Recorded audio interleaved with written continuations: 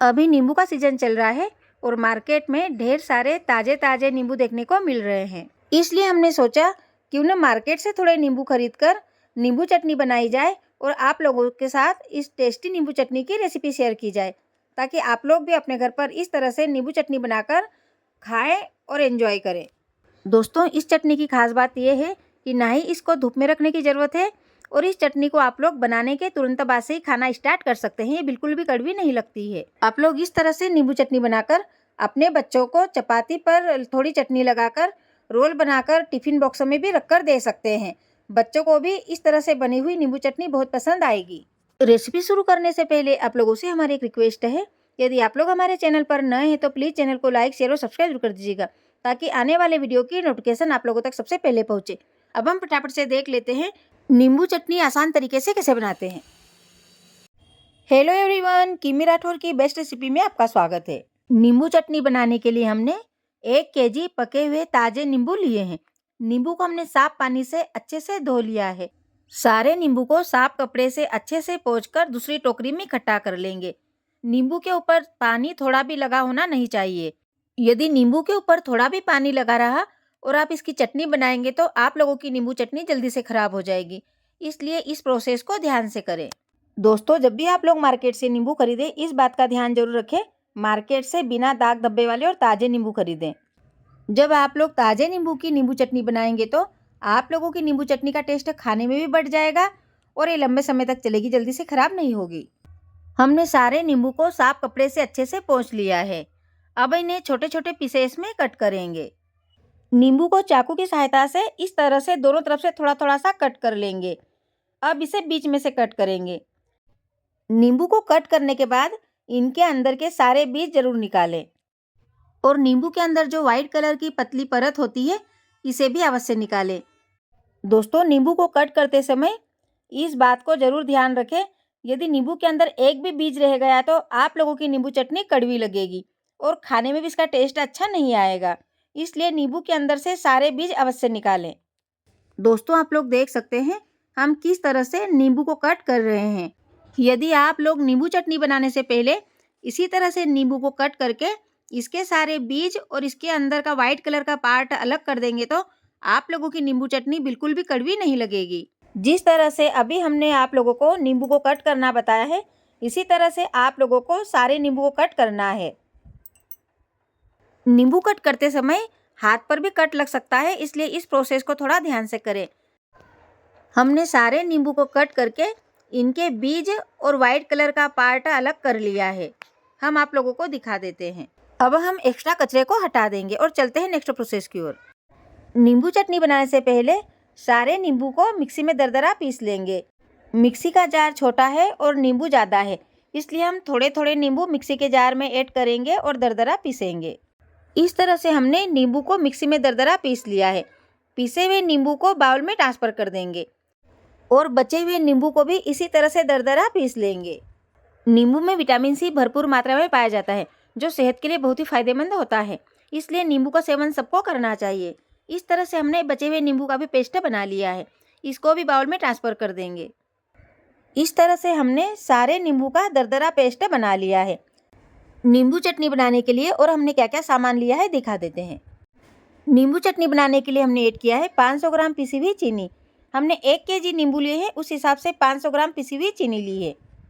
नींबू चटनी को थोड़ा स्पाइसी और चटपटा बनाने के लिए हमने मसाले ऐड किए हैं। हाफ टी स्पून साबुत काली मिर्च, हाफ टी स्पून कलौंजी, हाफ टी स्पून अजवाइन, 2 टीस्पून मोटी सौंफ, 1 टीस्पून जीरा, 2 टीस्पून सफ़ेद नमक, 2 टीस्पून कश्मीरी लाल मिर्च पाउडर, 1/4 चम्मच हींग पाउडर, 1 टीस्पून काला नमक और 5 साबुत लाल मिर्च। इस तरह से हमने नींबू चटनी बनाने की सामग्री तैयार कर ली है। अब चलते हैं नेक्स्ट प्रोसेस की ओर। अब हम इन मसालों को रोस्ट करेंगे। पीसे हुए मसालों को हम रोस्ट नहीं करेंगे, जैसे नमक, लाल मिर्च पाउडर, हींग पाउडर, काला नमक, इन सबको थाली से हटाकर साइड में रख देंगे। जिन मसालों को हमें रोस्ट करना है, कलौंजी, काली मिर्च, अजवाइन, सौंफ और जीरा, साबुत लाल मिर्च। साबुत मसालों को रोस्ट करने के लिए गैस ऑन कर देंगे और गैस पर पैन रख देंगे। पैन में सारे मसाले ऐड कर देंगे। सौंफ, जीरा, अजवाइन, साबुत काली मिर्च और लाल मिर्च, इन सबको धीमी आंच पर हल्के से रोस्ट कर लेंगे। मसाले को ज़्यादा देर तक रोस्ट नहीं करना है, बस मसाले से नमी निकल जाए इतना ही रोस्ट करना है। हमें मसाले को रोस्ट करते हुए 2 मिनट हो गए हैं। मसाला हल्का रोस्ट हो गया है और रोस्ट होने के बाद इसका हल्का कलर भी चेंज हो गया है। अब इसे प्लेट में ट्रांसफ़र कर लेंगे। अब हम पैन में कलौंजी ऐड कर देंगे। कलौंजी को भी थोड़ी देर तक रोस्ट कर लेंगे। कलौंजी भी रोस्ट हो गई है। अब इसे भी प्लेट में ट्रांसफ़र कर लेंगे। हमने कलौंजी और मसाले को रोस्ट कर लिया है। अब इन्हें थोड़ी देर के लिए ठंडा होने देंगे। रोस्ट करने के बाद मसाले को हमने ठंडा होने के लिए छोड़ा था, ये पूरी तरह से ठंडा हो गया है। अब इसे मिक्सी में दरदरा पीस लेंगे। कलौंजी को मसाले के साथ नहीं पीसेंगे, इसे साबुती चटनी में ऐड करेंगे। इस तरह से हमने मसाले को दरदरा पीस लिया है। पीसे हुए मसाले को प्लेट में ट्रांसफ़र कर लेंगे और मसाले के साथ प्लेट में बाकी मसाले भी ऐड कर देंगे। हींग पाउडर ऐड कर देंगे, काला नमक ऐड कर देंगे, सफ़ेद नमक ऐड कर देंगे, काश्मीरी लाल मिर्च पाउडर ऐड कर देंगे और कलौंजी ऐड कर देंगे। सारे मसाले ऐड करने के बाद इन्हें अच्छे से मिला लेंगे। हमने सारे मसालों को एक साथ अच्छे से मिला लिया है। अब मसाले को साइड में रख देंगे और चलते हैं नेक्स्ट प्रोसेस की ओर। एक बड़ा बाउल ले लेंगे और इसमें दरदरे पिसे हुए नींबू ऐड कर देंगे। बाउल में नींबू का पेस्ट ऐड करने के बाद इसे पलटे की सहायता से इस तरह से थोड़ा फैला लेंगे। अब इसमें पिसी हुई चीनी ऐड कर देंगे। नींबू चटनी में चीनी आप लोग अपने हिसाब से भी थोड़ी बहुत कम ज़्यादा ऐड कर सकते हैं। पिसी हुई चीनी को नींबू में अच्छे से मिलाएंगे। नींबू चटनी बनाने के लिए आप लोग पिसी हुई चीनी का ही यूज़ करें। यदि आप लोग इसमें साबुत चीनी ऐड करेंगे तो ये जल्दी से घुल नहीं पाएगी। दोस्तों, हम आप लोगों को जो नींबू चटनी बनाना बता रहे हैं, ना ही इस चटनी को धूप में रखने की ज़रूरत है और ना ही गैस पे पकाने की ज़रूरत है। ये नींबू चटनी बहुत ही सिंपल तरीके से और घर के मसालों से ही बहुत अच्छे से बनकर तैयार होती है और खाने में तो इतनी टेस्टी लगती है कि हम बता नहीं सकते।